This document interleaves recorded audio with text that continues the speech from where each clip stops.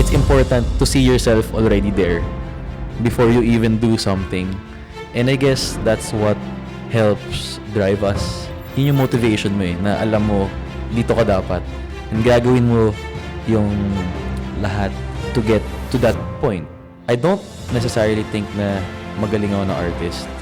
It's more of, parang kaya ko lang gawin kung ano yung ginagawa ko. Kaya ako siguro na-develop yung style talaga. Kasi ito lang yung ginagawa ko eh. I was like super focused on like this one thing. And then, explore lang. But then, everything all goes back to this main thing that I do. Parang specialization mo siya eh. Kumbaga, in this part, ako to eh. Welcome to the Homegrown Podcast, where we shine a spotlight on inspiring stories from respected professionals, creators, and community leaders. The show dives into real talks on career, growth, relationships, and the hustle of building something meaningful. Whether you're chasing your passion or navigating your path, the Homegrown Podcast is here to motivate, represent, and remind you greatness can start right at home. Our guest today proves that success doesn't always come from following the expected path. Some people create art, others build businesses, but very few are able to turn their imagination into a world that people genuinely want to be part of. He's an Ateneo graduate, a fellow Muay Thai teammate, and an artist who has built a brand around the monsters that once only existed in his sketches.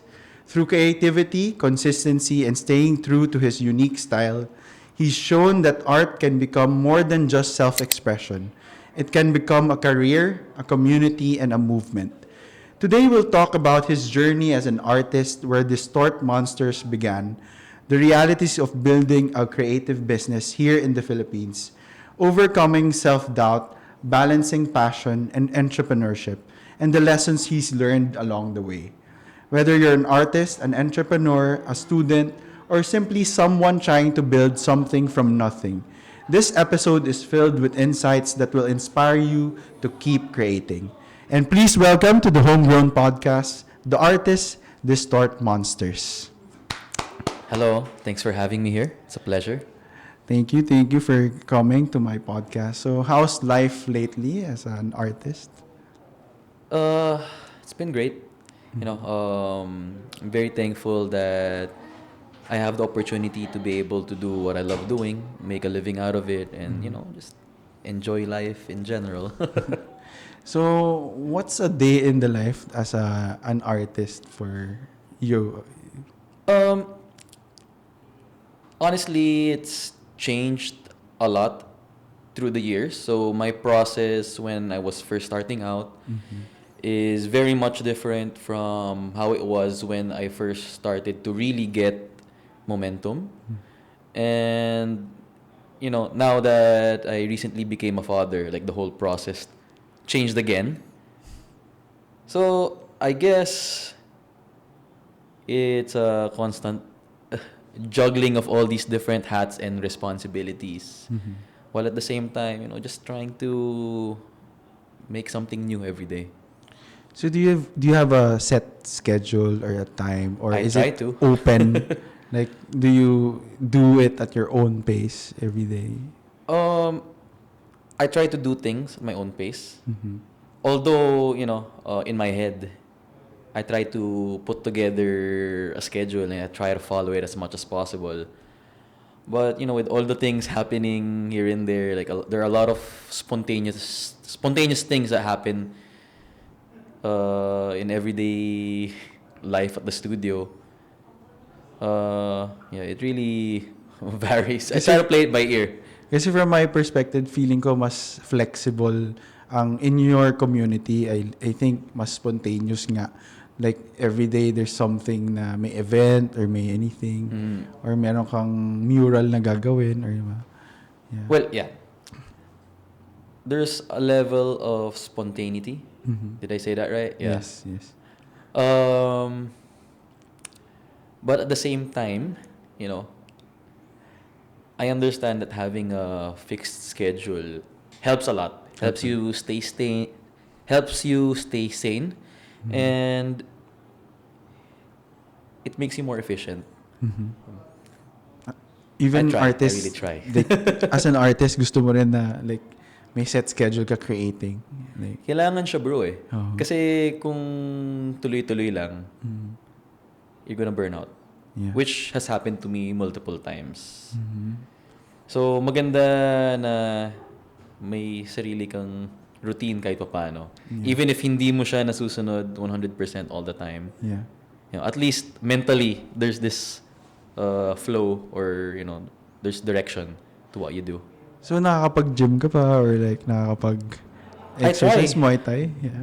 I try to train as much as I can. Mhm. Although there are times wherein there's a bunch of deadlines na talagang kailangan pukpukan. So, hindi ako makapag-workout or train.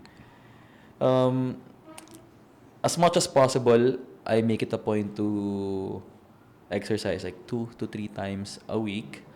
But honestly, these past 2 months have been quite hectic. So, I've only been to the gym like twice in 2 months. Ako, I agree. Ako, same lang din. Yeah, so, bro, no? in the field of, in medicine, parang yung schedule mo is very rigid. So, you have to be at the hospital at a certain number of hours or like at certain time. For example, on Mondays, you have to be there. Mondays are our operating days. So, 5 a.m. kami until 9. And then, when you get back home, ngayon na may anak na tayo, parang, you just wanna spend time with your baby, Yes. di ba? Parang with your wife, di ba? Kasi, ang tagal mo wala sa bahay, tapos, aalis ka ulit, mag-gym ka, or like, gagawa ka na something. Parang nakaka-guilty na siya lately, no?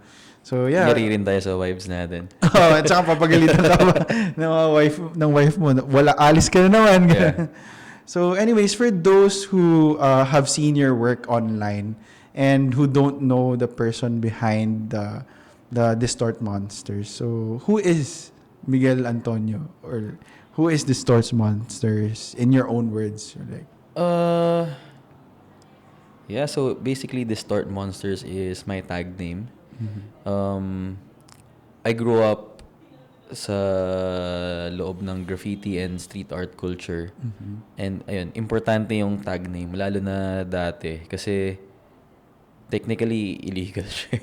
And before, when we were starting, kami ng mga friends ko, hindi pa siya ganun ka-accepted ng public. Walang walang commercial work basically. Hindi rin siya tinatanggap sa gallery. Frowned upon siya. So ayun, kaya kailangan ng tag name kasi hindi mo pwede gamitin yung totoong pangalan mo pag nasa labas ka. Otherwise, huli ka. yeah. Ayun, I started doing this around 2009. Yeah. So high school. High school pa, Lasal pa. Yes. No? Yeah. I got into it because of skateboarding. So, ano siya eh. Actually, yung mga iba-ibang underground subculture, interrelated siya. And, ayun, yung mga interest ko dati, skateboarding, music, mahilig ako sa mga gig. Nag-attend ako ng mga punk gig. Pati mga kung ano-anong mga event eh. But I think it was really because of skateboarding that I got into graffiti and street art. Kasi mahilig na ako mag-drawing kahit dati pa. And, when you buy skateboard parts, gaganda ng mga logo and graphics ng mga iba-ibang skate brand eh. And when you buy skate parts, lagi yan may kasama mga stickers. Yeah. Tapos ginagaya ko yung mga sticker na yun. I wanted to come up with my own stickers na ididikit ko sa mga lugar kung saan kami nag-skate ng mga friends ko. And eventually, my best friend and I, na madalas kong kaskate dati, may mga na-encounter kami mga ibang skater friends na nag-graffiti talaga. Tapos sabi nila, sama kayo sa amin. Same thing lang yung stickers na ginagawa nyo, pero ito spray paint. And the first time na natry ko, wala, na-hook na ako eh. And I realized that, this is something that I want to keep doing for the rest of my life. Going back to tag names, when I first started in 2009, I had different tag names. Mhm. Yung Distort came later on na. Siguro mga around 2011, 2012 maybe, yung Was that college Distort. na? Or Yeah, college na college rin na eh. yung time na yun. Ano siya yung Distort, that name came about out of frustration because, when I told myself na I really wanted to learn how to paint and draw properly, hindi ko siya magawa. I couldn't draw from reference. I couldn't draw proportionally. So out of frustration, sabi ko sa sarili ko, if I'm going to make ugly works, I might as well make ugly on purpose. Which is how I ended up with the tag name Distort. So for some time, Distort lang talaga siya. Mas na-enjoy ko yung process. Because with a tag name like Distort, it became less about the output and more about the process or the act of drawing. Kasi wala kang pakialam kung ano yung itsura niya eh. Yeah. Basta ginagawa mo lang siya. yeah. So para siyang mindless doodling in a way. Yeah. The monsters aspect of the name came a bit later on. And itong story na to I've shared na rin sa mga other interviews. Ano siya nung college, I struggled with a lot of anxiety and overthinking, which is why yung time natin sa Muay Thai Muay Thai. team, super helpful. Yeah. So yan, Muay Thai was like a An really good outlet. It was a good coping mechanism. But itong art yung talagang nakatulong sa akin. So the way I describe yung overthinking ko dati, if you've seen yung movie ng Disney na Hercules dati, there's a scene wherein si Hercules jumps into yung river. Yeah. Diba? Ang daming mga swirling souls doon sa river na yun. And habang nagde-descend siya doon, nade-drain siya. Okay. Diba? Tumanda siya bigla doon eh. Habang pababa siya ng pababa, nade-drain siya, tumatanda siya.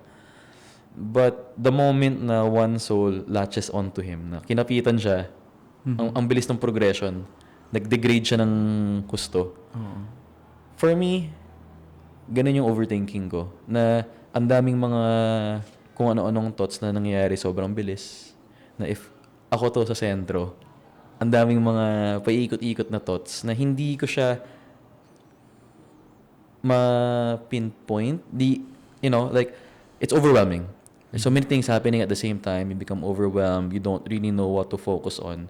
But the moment that you do latch on to a specific thought, nagko-compound siya.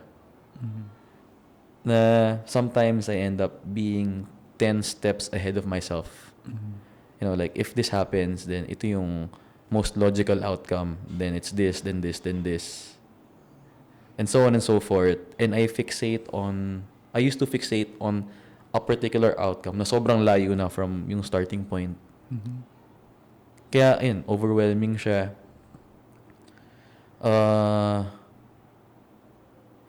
Mahirap siya pagdaanan dati. Yeah.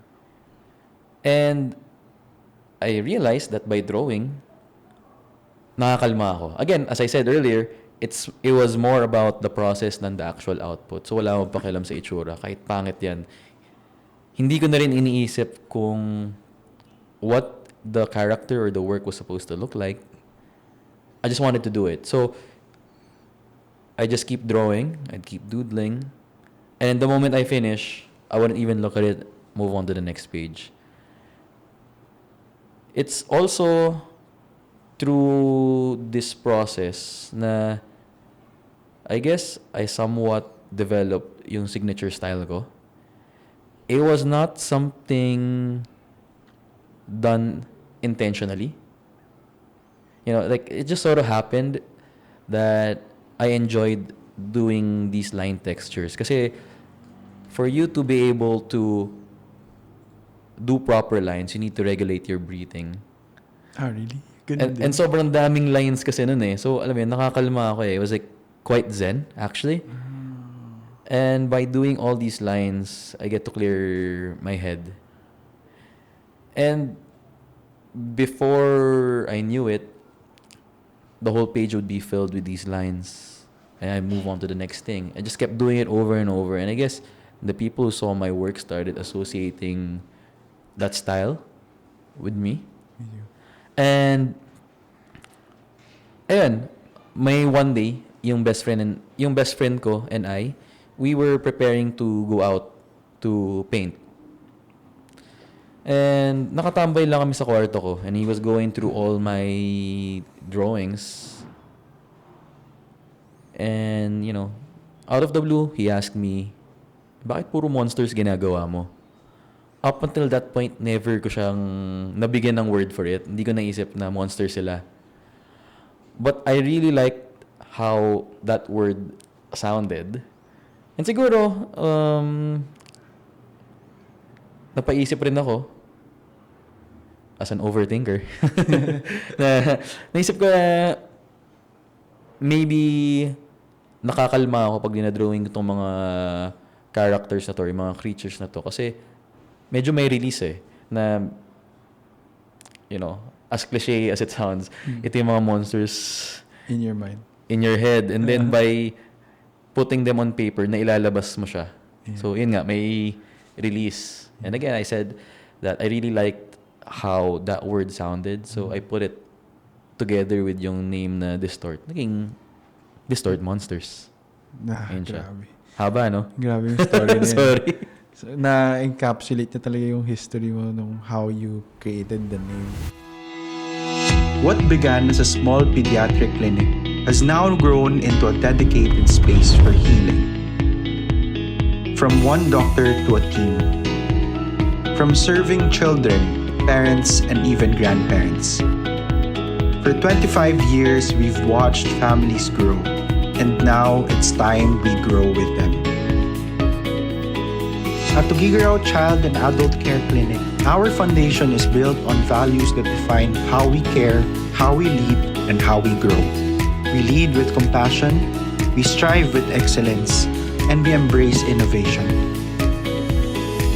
Our vision moving forward is to become your family's one-stop healthcare partner, a clinic built around your life. These are more than words, they are who we are. At Tugigaraw Child and Adult Care Clinic. Hi, I'm Dr. Ellen P. de Guzman. I'm Mylene Medrano Kilang. I'm Dr. Christine Campos Escalona. Dr. Iverson S. Cruz. And I am Dr. Minerva B. Madilin, your trusted pediatrician. Our vision is to be a trusted, family-oriented, multi-specialty clinic known for quality of service, patient-oriented care across all ages. Because your health matters at every age, in every season. Tugigaraw Child and Adult Care Clinic. Healthcare that grows with you. Pero I have a lot of points na nakuha ko from what you just said. I agree dun sa I think I experienced it personally din yung sobrang overthinking. Tapos sobrang dami mo naiisip, dami mo gustong gawin. And then there's one thing na you do na it calms your mind. It was Muay Thai before din sa akin. It was sports. Kaya nung nawala yun, parang ang laki ng difference niya sa mentality and sa mind ko. And then, so back in med school, I resorted to sports again. So parang may similarity to what we experience. And to add lang, dun sa strokes na sinasabi mo, yung kailangan yung breathing mo is controlled din. I think I experienced that before sa photography na kailangan pag kumuha ka ng shots, kailangan mag-inhale ka muna maayos. Or same with surgery nowadays.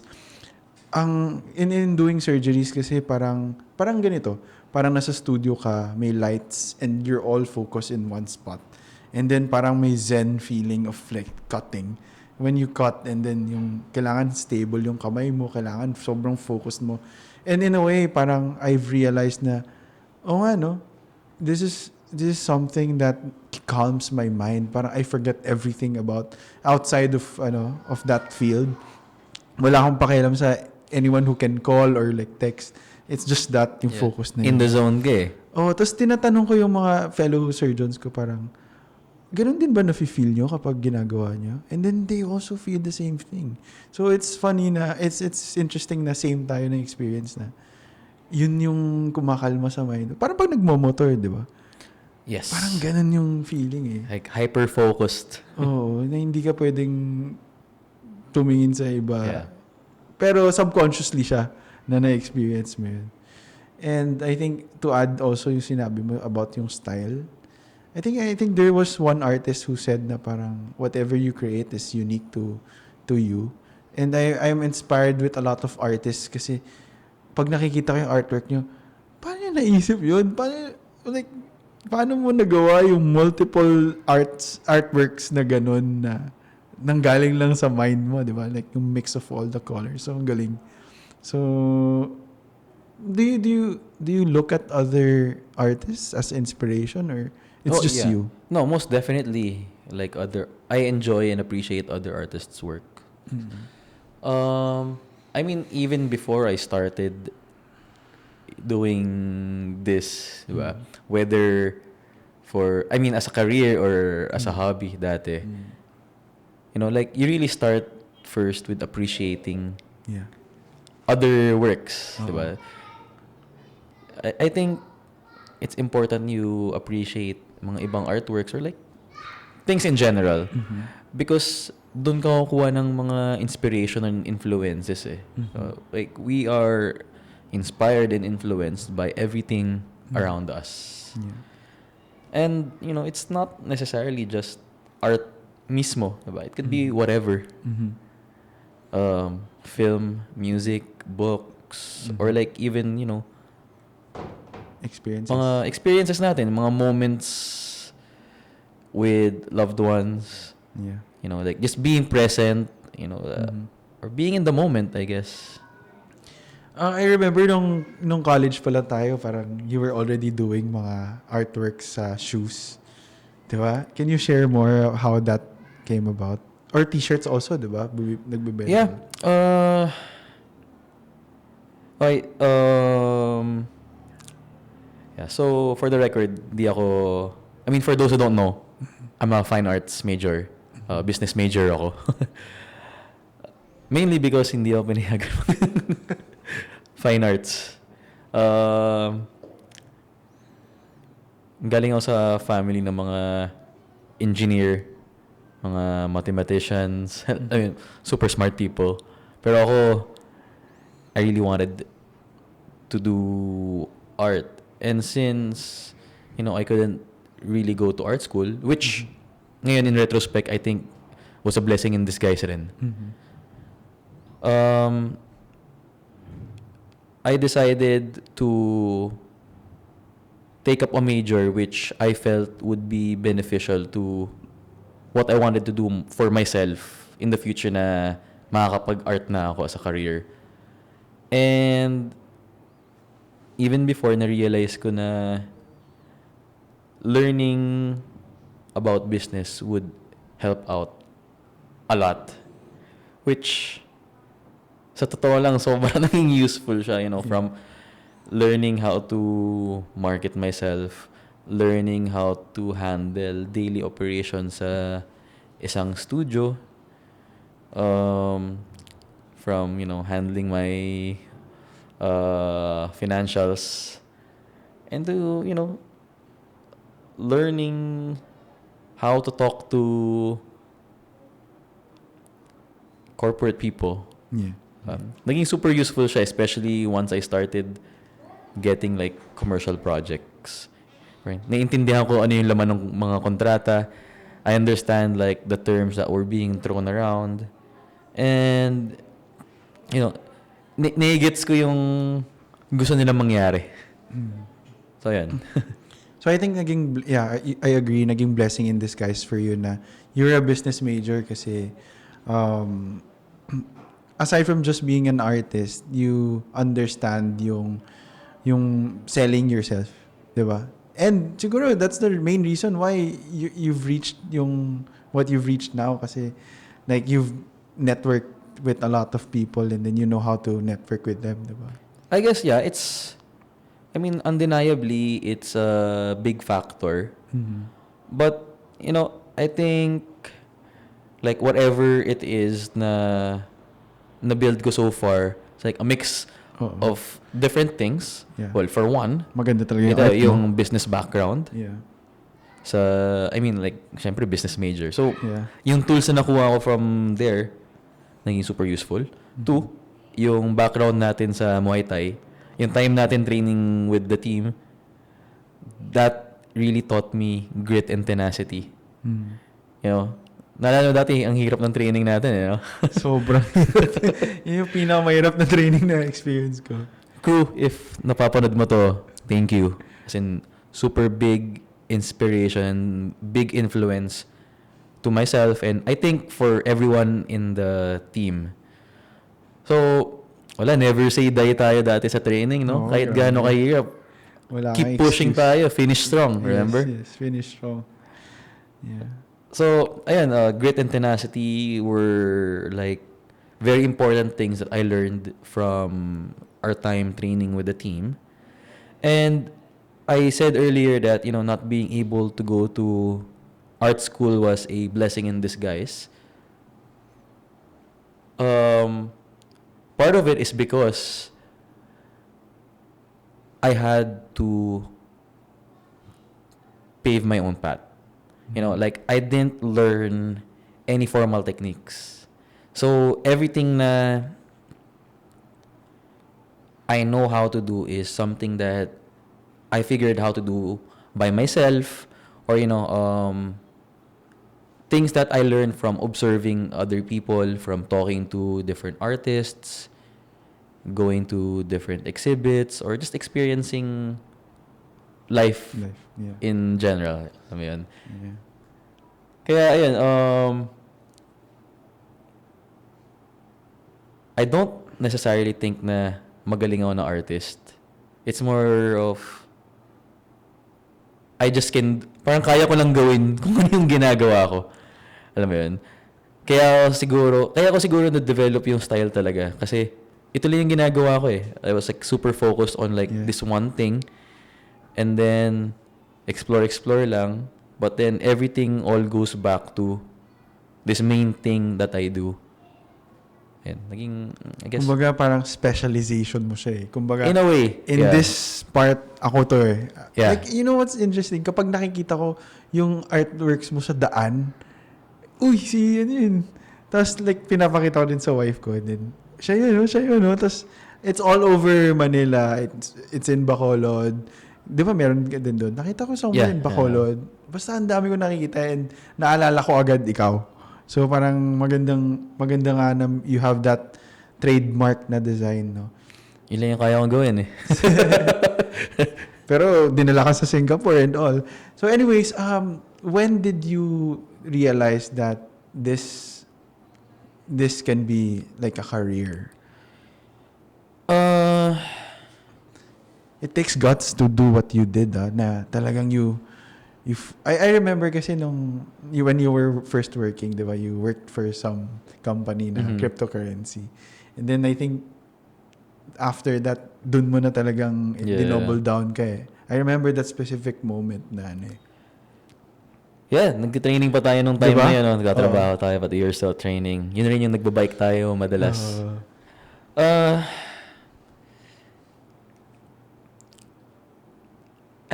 Okay. I don't think it was necessarily a realization that, okay, I can do this as a career. It was more like, I just knew I wanted to do this. Whether I become successful in it or not, gusto ko siyang gawin. And I also knew that I couldn't stand to be in an office. I don't think it was something for me.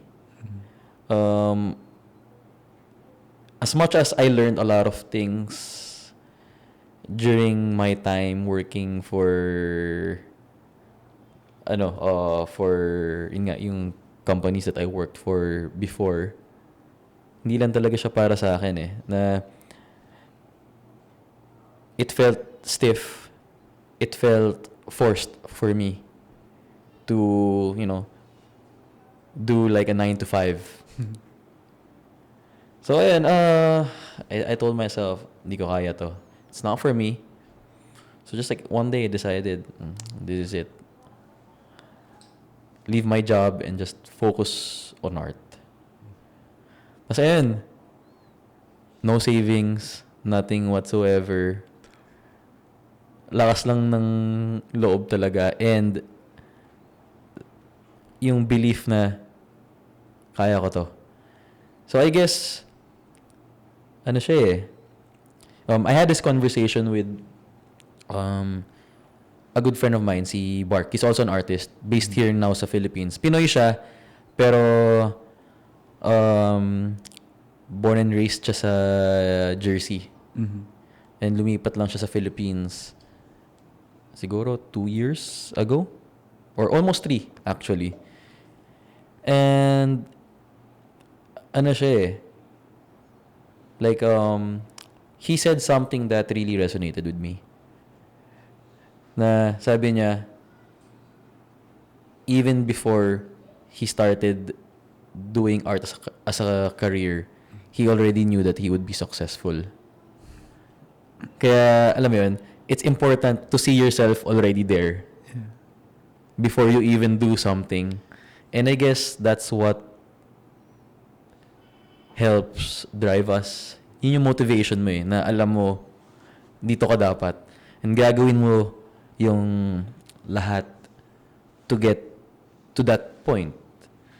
And, you know, like, this also reminds me of something that a good friend of mine who I consider to be my main mentor, si Egg Fiasco. So si Egg Fiasco, sobrang hate na hate niya pag sinasabi ko to. Pero Egg, siya yung Michael Jordan ng Philippine graffiti pati street art.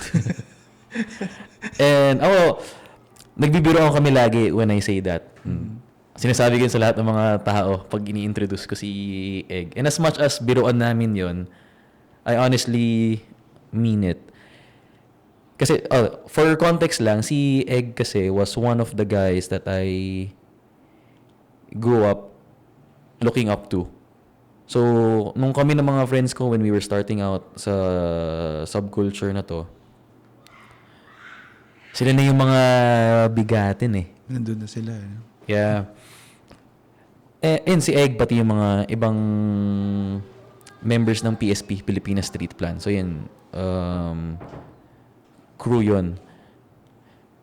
Tapos sila yung mga heavy hitters talaga eh. Sila yung mga bigatin. But for me, si Egg talaga yung pinaka-stand out. Kalat na kalat yan. Kahit saan ka magpunta, makakita ka ng tag, throw up, or piece niya. Lahat yun illegal.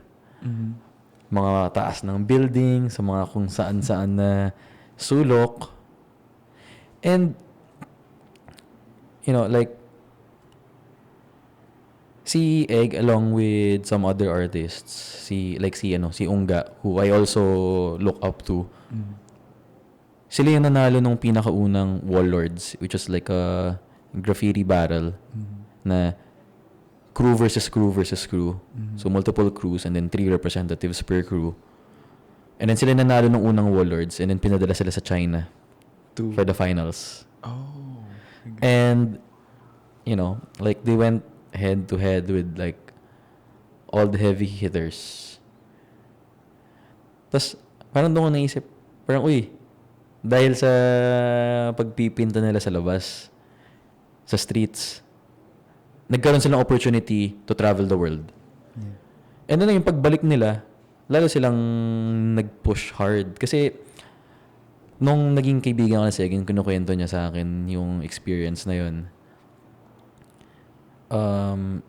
You know, he shared with me yung realization na kung dito, sila na yung parang kino-consider na magaling,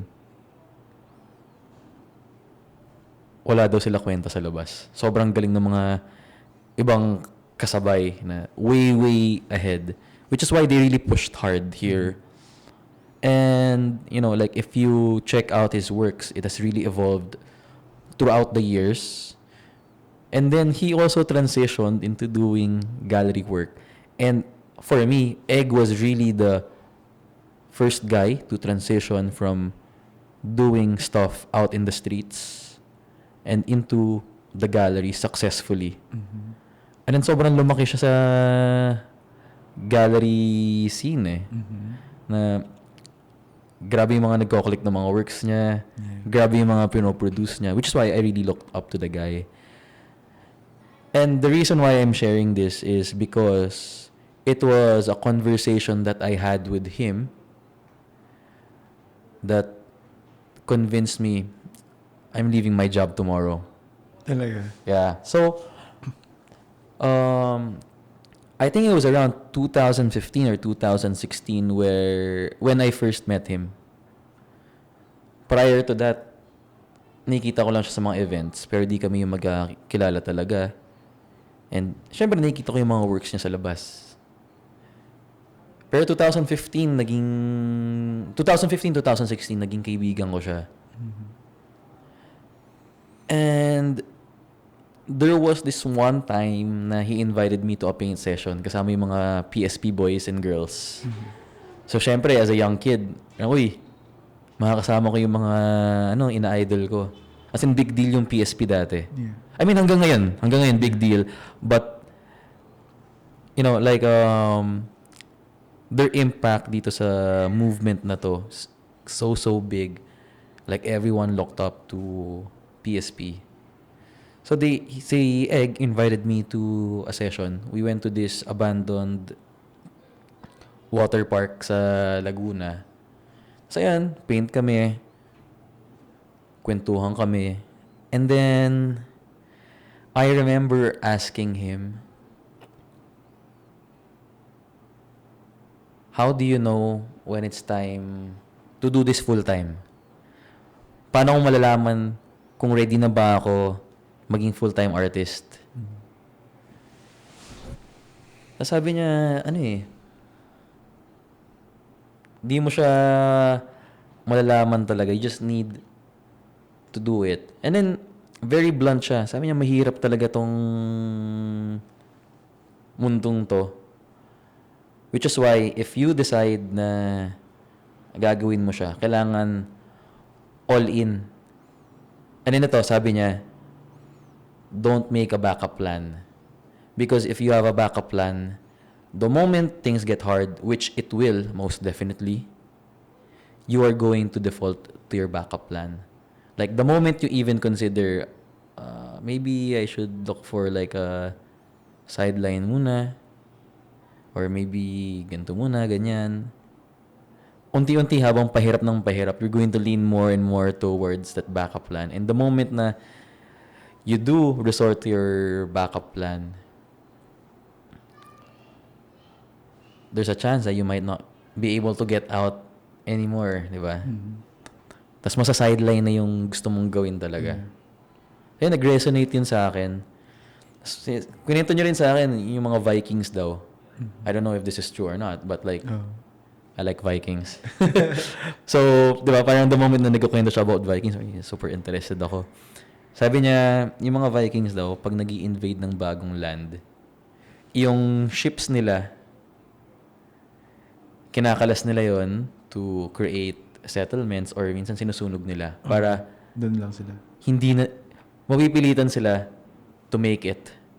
Kasi mamatay sila kapag hindi nila ginalingan. So, yun. Sabi niya, once na nasa pinakababa ka na, there's nowhere else to go but up. Diba? Get out of the hole. Keep pushing forward. And then, just like that, nag-click yung sinabi niya. Naalala ko yung training ulit na finish strong, keep going. So yun, the next day, sabi ko, I'm done. Sumalis na ako ng work. Solid din yung work mo yun eh. What began as a small pediatric clinic has now grown into a dedicated space for healing. From one doctor to a team. From serving children, parents, and even grandparents. For 25 years, we've watched families grow, and now it's time we grow with them. At Tugigaraw Child and Adult Care Clinic, our foundation is built on values that define how we care, how we lead, and how we grow.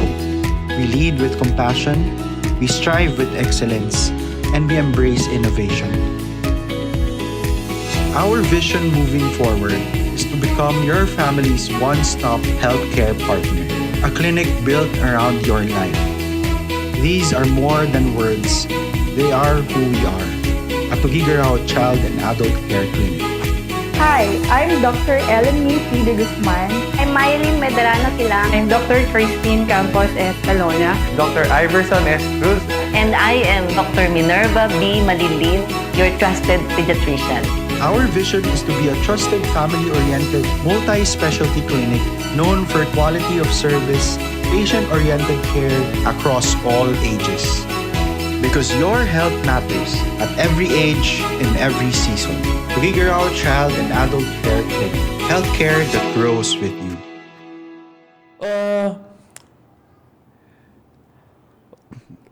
Yung weird thing about being an artist.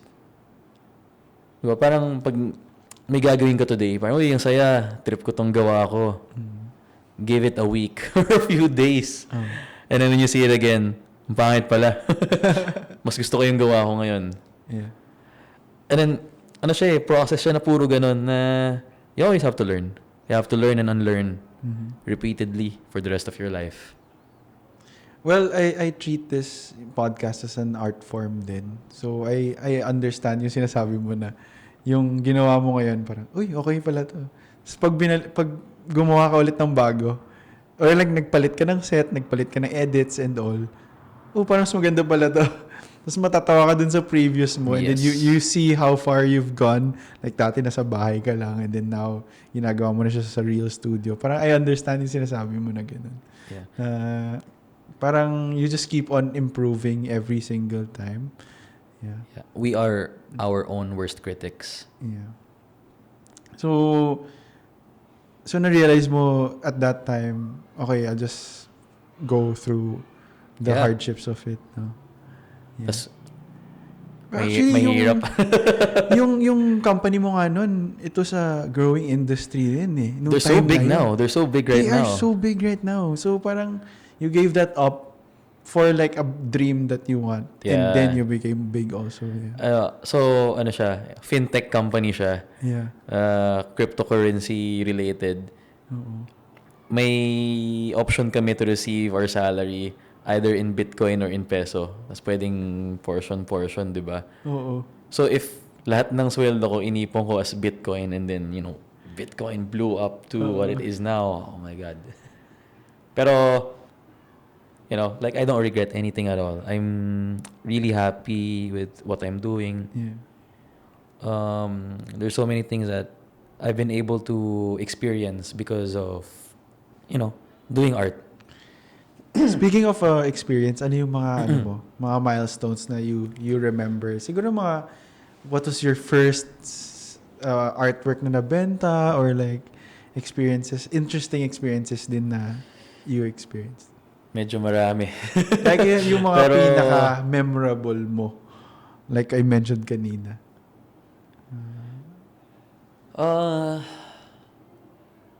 Okay. Well, siguro yung mga recent ones. Okay. Like yung parang, hirap pumili. Pwede pala to? Like yung, pwede ko pala ma-experience to? Parang mga ganun. Yung parang,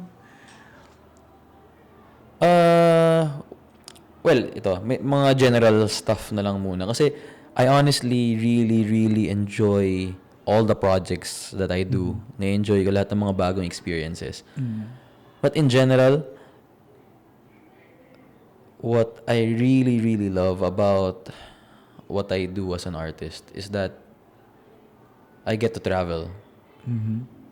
Graffiti and street art rin yung unang graffiti and street art was the main reason why I was first able to fly out of the country. My friends and I, we went to Street Dealin', which was it was actually one of the biggest street art festivals in the world. That was in Jakarta, Indonesia. Yeah. Jakarta actually has like one of the biggest scenes worldwide. Talaga. Sobrang crazy ng scene doon. Unang labas ko yun in 2017. And because I was able to fly out early on in my career, na-open up yung eyes ko sa buong mundo na grabe. I guess yun siguro yung nakita rin ni na Egg nung una silang pumunta sa China to compete in Warlords. There's always going to be someone better, someone more technical, and younger pa sa'yo, di ba? Grabe, paano nila ginagawa to? Very humbling experience siya, while at the same time, very motivating. And because of that experience, I really make it a point to travel. Even at my own expense. Na I like visiting countries for the first time. And first thing na gagawin ko kapag first time ko sa bagong country, maghanap ng graffiti or street artist at pumunta sa graffiti shop, get supplies, get acquainted with the local scene, and experience yung underground culture nila doon. Yeah. Sobrang saya. Ang dami ko ng mga na-meet na tao, ang dami ko ng mga napuntahan na lugar. And ang dami ko na rin mga na-paint. Because I mean, kailangan yan eh. Wherever you go, kailangan may magagawa ka. Tanggal ka te. So yun, in general, that's like one of like my favorite things about this. I guess another would be, yung mga iba-ibang commercial projects.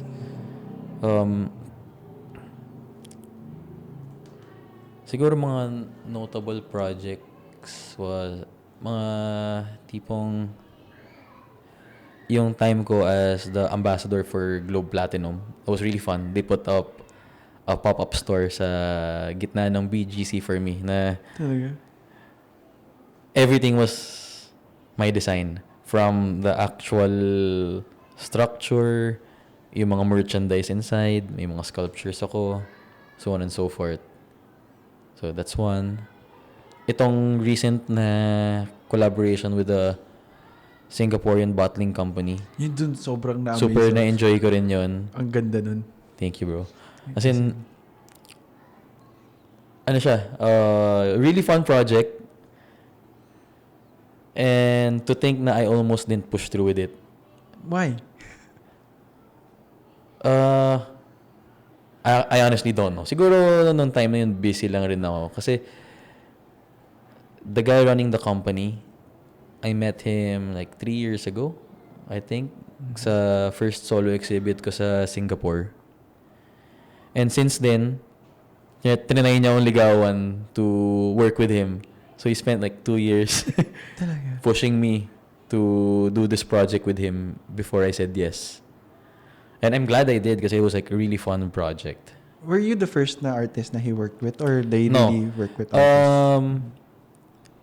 So yung company, it's called Malt Grain Cane. You guys can look it up. It's an independent Singaporean bottling company. So pang 5th year nila ngayon, and each year, each batch of liquor that they release is in collaboration with different artists. So, for example, year 1, si gantong artist. Year 2, si ganto. Year 3, until, year 5, ako. So, okay siya na experience eh. Meron ka na ba sa bahay mo? Like each? Yeah, I actually have, I have my personal copies. Talaga? Pero ayoko pang buksan eh. Parang for keeps muna. Yeah. But I did get to try it. Yeah. When we launched it a few months ago. So I flew over to Singapore for the launch. And I got to try it sa event. And okay siya eh. Okay siya. Especially yung whiskey. Ngayon, medyo whiskey guy na ako. Kaya naiintindihan ko na siya kahit paano. And mas na-appreciate ko. Yeah. Ganda talaga ng visuals nung whiskey bottle na yun eh.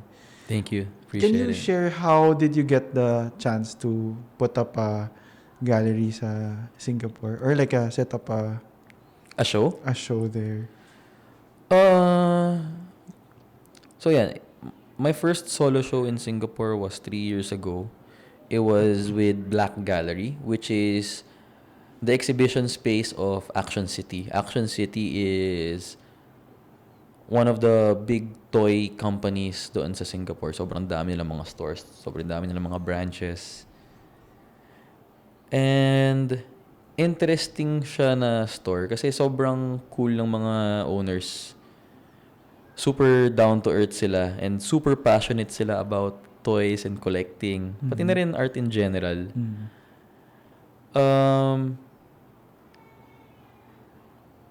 I first met them because they actually came to an exhibit I did sa Manila a few years ago sa Secret Fresh Gallery. Ito yung kay Big Boy. Yeah, kay Biggs. Ayun, si Biggs pala isa rin sa mga people na super thankful ako for. Because of him, nabigyan yung mga artist tulad ko ng bahay. So yan, si Egg, yung kinikwento kong mentor ko, he was one of the first artists, if not the first artist ng Secret Fresh talaga. So kadikit niya si Biggs. And si Biggs yung nag-support sa type of art na ginagawa namin noong mga panahon na pinagtatawanan lang kami ng mga ibang gallery. So, ayun, dahil doon, Secret Fresh is like one of the galleries that I really, really choose to work with dito sa Philippines. Favorite gallery ko siya dito. Most of my major shows are with them. And yun nga, isa sa mga solo exhibition ko, napuntahan ng mga Action City people. And when they saw my pieces there, it was a mix of paintings and mga art toys na resin. It was in line with what they wanted to do for their newly launched exhibition space, yung Black. And nagkataon na they've seen my work sa Singapore dati. Sa isang bar. It's called Seigo House. So, medyo kilalang bar rin yung Seigo House. For consecutive years, part sila ng top 50 bars in the world. I did a big mural for them inside their first store. So yun, maraming mga pupunta nakita mga taga-Action City. And I guess, ayun nga, side story lang, yung ginawa kong work for Seigo House,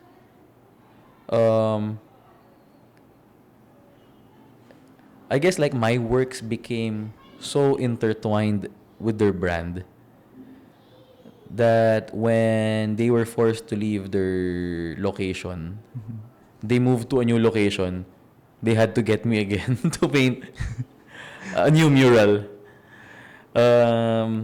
Yung nangyayari kasi nun, nilipad nila ako 2019, right before the pandemic. So when they built the store themselves, yung mga owners, sila gumawa mismo. So habang nag-mural ako, sila yung nag-electrical, sila yung nagpa-plumbing, sila yung nagka-carpentry. Sobrang galing. DIY yung buong space. Very, very inspiring. Right before they were going to open, they had to close because of the pandemic. Nag-lockdown. So they weren't able to operate pa. Biglang pandemic. Syempre, laki ng gastos nila. Doon sa pag-put up ng store, they pivoted. They started selling mga canned cocktails and then they did a lot of social media marketing. And since may mural ako sa loob, they used elements of the mural and then they asked me to do some illustrations for them. Yun yung ginawang marketing nila.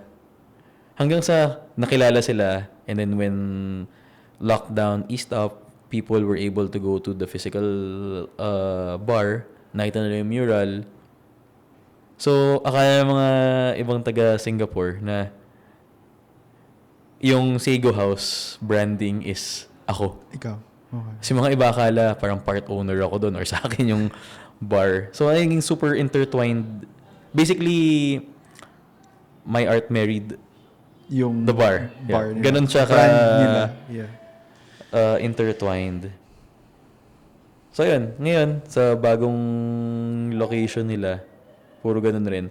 Their menu nila is full of my illustrations. Some of the drinks are named after yung mga monsters. Parang alam mo yung team, parang may mga ganong team sila. They make merch using my artworks and so on and so forth. And because of them, because of the strong presence that they have in Singapore, a lot of people have encountered my works. Kaya yun, parang nagkakaroon ako mga opportunities here and there sa Singapore talaga. So yeah, it was pretty fun. Pero imagine that, no? Have you ever... Parang how can you... Imagine na parang hindi mo naman na-realize na yung artwork mo pala can be used in a lot of things. I'm just looking at yung globe booth mo. Ang laki pala, no? Like, I think nakita ko na to dati. Pero titignan ko siya now. Ang dami mong artwork. Tas may mga polo shirts pa sila with all your artworks. And nakita ko din yung mismong globe platinum ano mo. Like, do you have a manager? Like, do they contact you directly or like... Yeah, they contact me directly. directly? So, for better or worse, I manage myself. It can get quite stressful, but you know, I enjoy it naman. Hirap lang ng time management, bro. Sobra. Nowadays, I tend to overlook a lot of messages, a lot of emails. I'm not able to accommodate a number of things anymore. Which is why minsan may mga nagtatampo. Which, you know, as much as it makes me feel bad, ang hirap i-avoid eh. At the same time, medyo averse ako to getting a manager. Because ayun nga, because of yung business background, kahit pa paano, gets ko naman siya paano gawin eh. Yeah. Yun lang. Yung time management, yung oras, if I could split myself into 2 or 3 different people, inisip mas ko lang madali sana. Since may demand na sa work mo, or I think may demand na sa work mo na you keep producing, yung parang mahirap lang siyang you just keep on making stuff. Kasi kailangan ikaw gagawa mismo eh. Like, hindi, katulad ko, I'm a surgeon, hindi ko ma-replicate yung ako as a surgeon. So parang yun siguro yung difficulty sa atin, which makes our work limited edition in a way, no? Well, yeah. And, you know, honestly, in the art industry, kailangan gets mo rin yung supply and demand eh. So again, bumabalik tayo sa business. Yeah. You know, like, as much as there's demand for the works, you can't just keep on giving yung supply. Well, for one, time is our biggest resource, and we need to be able to allocate time for different things. So you can't produce everything for everybody, For everyone. right? And at the same time, I guess nakikita ko lang rin kasi yung other side of the industry. So, I try to look at yung bigger picture. And for myself, I want longevity in my career. I want to be able to do this for as long as I can. Not necessarily to get rich off it, but because I love doing it so much, I just want to be able to keep doing it. I want to be able to sustain it. And so, you know, I guess I sort of understand na if I keep making myself available, kapag sobrang mag-oversupply ako, the value of the works are going to go down. That's true. Kaya I can't keep making paintings lang na tuloy-tuloy. Kailangan, syempre, mabigyan ng value yung mga piece na ginawa ko for certain collectors, the pieces that I do for exhibitions. But at the same time, I also understand that there are people who really like my works na hindi naman pa kaya makakuha ng painting or sculpture. And so, I try to diversify and branch out and do other things. So, the way I approach things is, I have my art toys and my paintings, mga sculptures ko for the gallery side of things. But then, I also have yung merchandise ko and more accessible works. Kasi yung iniisip ko kasi is, nung nag-start ako sa skateboarding, pati sa graffiti and street art scene, hindi naman willing gumastos yung mga tao sa eksena na yun for painting na medyo may presyo. Pero, dahil nakaka-relate yung karamihan siguro sa ginagawa ko because yun yung roots ko eh. Yeah. Like, they want to be able to own a piece of my work or they want to be able to support what I do. Kaya ako naglalabas ng mga shirts, naglalabas ako ng mga accessible things. Yeah. I'll put out prints or like, very rarely, I'll put out small paintings na kahit pa paano, medyo kaya. Yeah. So, yan. I guess, in a way, it's... Ano lang. Alam mo yun, parang gusto ko lang na yung people na nakaka-appreciate ng works ko talaga, they'll be able to own a piece. A piece. Whether it's merch, print, or like something small. Even just a sketch. I'm actually happy ako kapag alam kong mga piyesa ko, they'll go to someone who really appreciates it for what it is. What it is. Yeah. What began as a small pediatric clinic has now grown into a dedicated space for healing.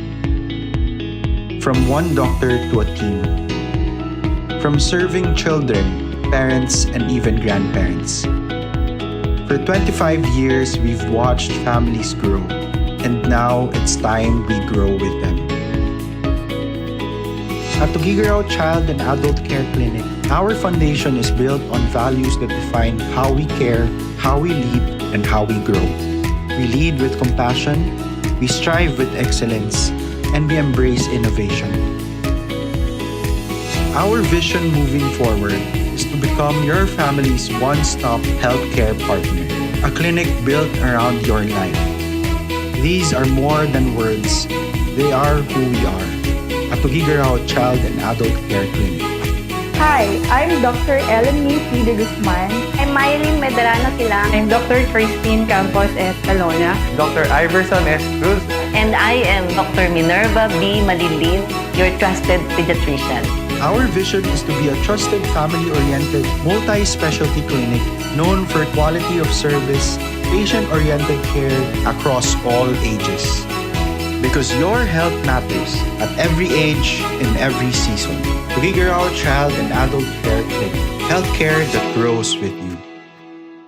So, since you mentioned it, yung something about crypto kanina, and with the rise of AI nowadays and also of cryptocurrency, what's your thought on AI and art, and also I just recently saw na newspaper ka for, I think it's Lifestyle Manila Bulletin for this is the first ever NFT token property art collection. Do you offer also NFTs? There was a time that I did NFTs. Okay, so regarding your question about AI, I don't use it. Yeah. But at the same time, I understand that the development of technology is inevitable. Whether we like it or not, tech is just going to keep evolving. Yeah. Diba? As I guess the best thing that we can do is to learn how to adapt. Ako, ang tingin ko sa AI, tool lang siya. It's a tool, it's a medium. It depends on how you use it pa rin. Pero yun nga lang, ako, if you were to ask me, would I use it? Maybe, not right now. Yeah. Baka if may maisip akong way to incorporate it into what I do, maybe, pwede. But, even then, I wouldn't rely on it, you know? Yeah. Again, it's a tool. It's how you wield the tool that matters. In relation to that, you asked about yung time ko doing NFTs. So, yan. NFTs are also very controversial. Yeah. For a lot, cash grab siya. Na, kasi ang daming mga issues surrounding it eh. Ako may NFTs ako eh. Like, Talaga? Ano mga, Yeah. ano mo, if I may ask? meron akong soul art. Meron rin akong mga Solana. Axis. Yeah. Solana. Mga NFTs sa Solana. Mhm. Yeah. Ecosystem. So, Solana blockchain rin yung ginamit ko before. Talaga? Yeah, kasi baba gas fees eh. Yeah. Mababa gas fee. When I did that project, I had a team with me to launch a project called Monster Mayhem. While everyone wanted to use NFTs and crypto as a means to make money, ako naging interested ako sa kanya because of the minting aspect of it. Ang galing nga eh. Sa totoo lang. Like, yung mag-mint ka ng random. Like, you give a couple of bucks ng crypto and then meron kang 50 artworks. Then, the person gets a random artwork. You keep it forever. Tapos yung code niya and all. It's yours na talaga. Pero ako, the way my team and I did this project was, okay. For me, when I got into it, nakita ko siya parang booster packs. Yeah. Kasi di ba parang ako mahilig ako sa trading cards nung bata ako. And nung nagpe-paint na ako, I really liked blind boxes. Mga dunnies, mga money. Yun, mga nakikita ko sa Secret Fresh dati. Na you open a box and then there's a toy. Yung base figure niya is made by kung sino man artist. Di mo alam kung sinong artist may makukuha mo eh. I really enjoy that. I tried collecting dunnies rin when I was younger. For me, parang ganun yung NFT na I wanted to create like a lot of different monsters. But naisip ko, mahirap siya gawin traditionally. And so when I was introduced to NFTs, parang naisip ko, okay, might be possible. So, I hand drew the different assets. So, the different body types, different pairs of eyes, mga ilong, background, so on and so forth. Dami nun. And then, pinasok lang siya sa isang algorithm to generate X number of monsters. So, exciting siya for me because alam kong drawing ko siya, but at the same time, hindi. Alam mo yun? I drew all the different assets, but how they would be combined together, I had no control over. And I wanted to see what would come out of it, which is why I was drawn to doing this project in the first place. The second layer is I wanted to combine digital art and physical art. Well, not necessarily combine, but rather bridge. And yun yung term na ginagamit namin dati. We wanted to bridge the physical world with the digital. So when we launched Monster Mayhem, pag nag-mint ka ng random na monster, there was a chance na you would get a gold coin or a gold diamond doon sa NFT. Kapag lumabas yung trait na gold coin, 1 of 20 ka na makakuha ng sculpture. Yeah. So may produce akong art toy for this project. 20 pieces siya of a certain colorway na related doon sa mga like one of the monsters of the NFT project. So you had a chance to get 1 of 20 na gold coin. Yung pag lumabas yung trait na yun dun sa minint mong NFT, you're 1 of 20 people who get a sculpture that I made specifically for the project. And then anywhere in the world, i-ship ko yun. Kapag diamond naman yung gold diamond naman nakuha mo na trait, 1 of 20 na 12 by 12 inch paintings ang makukuha mo. And then yung pinaka rare, so for the NFT collection I did, I think there were like 1,000 different monsters. But there was one. So like the 1,000 monsters was generated by the algorithm based off the assets that I hand drew. But there was one NFT na handmade talaga.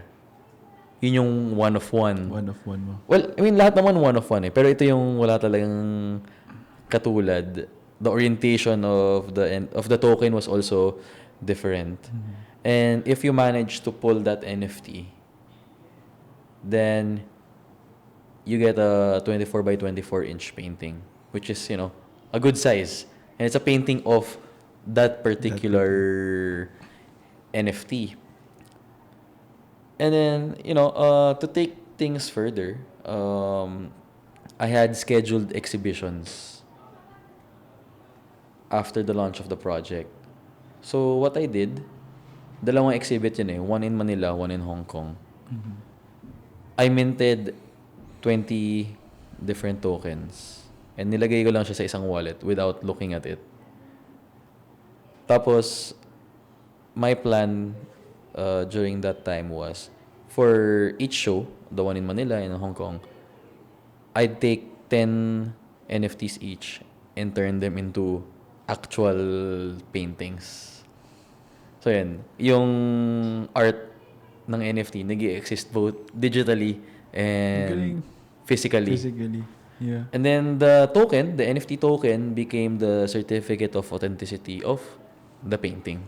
Pero di ba you can already, kunwari you have a painting, you can authenticate it through an NFT. Yes. Mo. I mean, vice versa. Yes. But what you did was meron kang soft copy NFT, then you make it into the... Yes. So, binaliktad mo lang Yes. siya. Ang galing nga eh. Ang galing eh. Kasi, yun, I have Aurorians from Solana Chain. So, we bought it only for like 25 USD na sol. Tapos, it reached around 250. Tapos, nag-diamond hands ako, I didn't sell. Kasi parang, meron na akong relationship with that artwork. Yeah. Tapos, I can't, kasi, I got two kasi. Isa, kamukha niya yung mom ko and yung isa dad ko. So, I called it Minerva and Marcos. Tapos, hindi ko siya binenta. Tapos, I have a few, syempre, nag-axie din ako for some reason. And yung axie na yun, umabot din ako ng around 20-30 axies. Talagang dami I had teams. May scholars ka. May scholars ako. Kasi parang back in 2020, nag-benefit ako from yung crypto boom. Mm-hmm. So, I sold all my crypto coins. I bought a lot of NFTs. Nandun ako sa scene din. If I remember, meron pa akong... D-Gen. Medyo D-Gen din ako nun. Meron akong Jarul na artwork. Meron akong, yung mga Aurorians, mga ganun. And then, I didn't sell. Tapos, nung nabenta ko yung mga coins, bumili ako na Axis kasi nga, I believed in the NFT. Mm-hmm. And until now, I believe in it kasi siguro mababa lang yung price. Or it's not the project na worth it na bilhin. Pero ang galing kasi, di ba? I was able to help siguro 8 people na scholars ko through NFTs. And I still have them now. Hindi siya mawawala. Bababa lang yung value, pero Dyan pa rin. Yeah, andyan pa rin siya eh. So, maganda yung NFTs and all. Aside from that, meron ka pa bang mga special projects na you've done? Meron ka ng globe. Yung mga toys ba, are you planning to make more toys? Yeah, tuloy-tuloy naman yung toy production. But for the toys, like I do it sa studio ko talaga with my team. And then I just incorporate it with the different projects I do, or like the different shows na parang may mold kami of like certain characters that I have. And then kaya may ganitong project ako, I'll release a colorway exclusive for this project. And then itong next project or this next brand na collab, exclusive colorway naman for these guys. Alam mo yun? Para lang rin nag-gamify siya. And I guess like the people who want to own them, parang they can sort of chase like the colorways or like the toys that they want. Feeling ko maganda ring application would be a movie, no? Naisip Maybe. mo ba yun? Down the line? No. Parang Down the line. animated movie, pixel something, no? If ever. Siguro down the line, pag medyo mas na-push and develop ko pa yung world ng mga monsters, For now though, what I want is a children's book for my daughter. Yeah. Pwede Like, din yun. My wife and I want to make a storybook for her. Para, as she gets older. Yeah. So she's turning 1. Pretty soon, she'll be able to really appreciate storybooks. I want to be able to read her a storybook that You made. I made and illustrated together with my wife. Yeah. So, yeah, I guess that's where I'm at right now. Na a lot of the things that I do, the way I think, the way I create is all pretty much geared towards being a dad and being, like a family man now. Saya rin eh. I'm sure, Saya. you know. Yeah, sobrang saya. Sobrang sarap ng feeling and so motivating. And at the same time, there's a lot of pressure being a dad na parang you can't fail. There's no reason to fail. And for me, parang it keeps you going din. Na every day parang there's another person waiting for you, or there's another human being that is depending on you. 'Di ba? Parang in a way, when you go to work din, parang iniisip mo na you have to be the best version of yourself because nandito siya. Parang you feel like he's here watching you. Yeah. Na parang whatever you do, whatever you create, whatever how you are at work or everyday life, parang naisip mo yung anak mo magiging ganun or he's watching. You want him to be proud or her to be proud. Super fulfilling being a dad. So, I actually have an upcoming exhibit this July 12 sa Force Field Art Space or sa Hideaway sa may White Plains QC. And yung solo exhibition na to, it's all about, becoming a dad.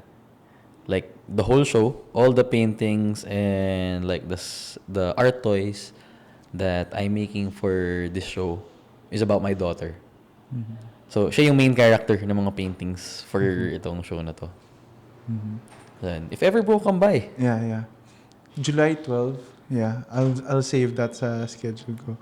And I think to add lang dun sa ang dami mong nakikreate na something na bago dahil it's a new experience again, yung being a father. And Yeah, for sure. may na-interview na ako in the past na he's also a father. He was able to create yung business naman niya because yung son niya, yung inspiration niya and all. And I guess in all aspects yun yung nangyayari, all dads niya. So we'll try to incorporate yung ideas na we want them to have, 'di ba, sa mga ginagawa natin. So looking back now, do you think yung journey mo was planned or itong journey na to, did you visualize it before pa? Na it was this or Like I said earlier, I knew what I wanted to become. Like it was just a matter of getting there. yeah. So ano siya like this is what I believed in before. It's what I still believe in now. Na point A, point B, from point A to point B, it's never a straight line. But as long as you know your roots, where you come from, where you came from rather, and as long as you know where it is that you're going, kung saan yung point B mo, ano yung North Star mo,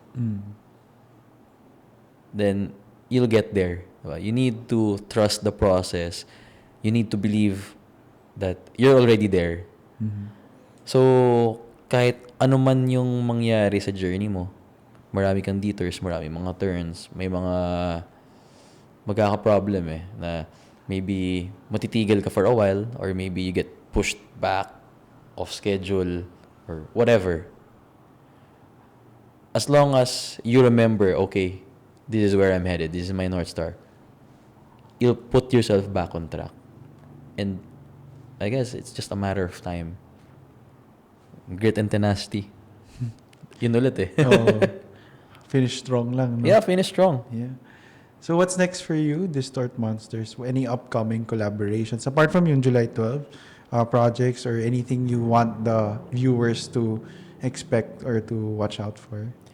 Yeah, so mainly it's my upcoming show this July 12 at Force Field Art Space, which is inside Hideaway at White Plains QC. Please come drop by if ever. I post all updates naman sa Instagram account ko. Other than that, there are a few other projects that I'm working on which I can't disclose yet. But, like I said, everything's gonna go up sa Instagram page ko. So, yeah, check it out. Okay, so I think that ends our podcast with Distort Monsters. Thank you again for coming. Thanks for having me, bro. It was a wonderful conversation. Thank you for giving the time. I know you have a busy schedule and it's a very inspiring talk. As in, sobrang hirap nung like going through the whole process of giving up everything for the specific goal of succeeding as an artist. So I appreciate your work. Hopefully in the future I can support your work pa. Pero I'm not Kaya yet. mo yan, bro. I Ikaw ba? haven't been buying mga artworks, but yeah, I've been following you sa Instagram mo and I've been seeing your work, and you've been inspiring a lot of young artists in the whole world, in the Philippines, in the whole world. So yeah, I hope thank so. you. So Thanks, bro. Thanks for thank you, having me. thank you. All right. Thank you. Solid, bro. Daldal ko, no?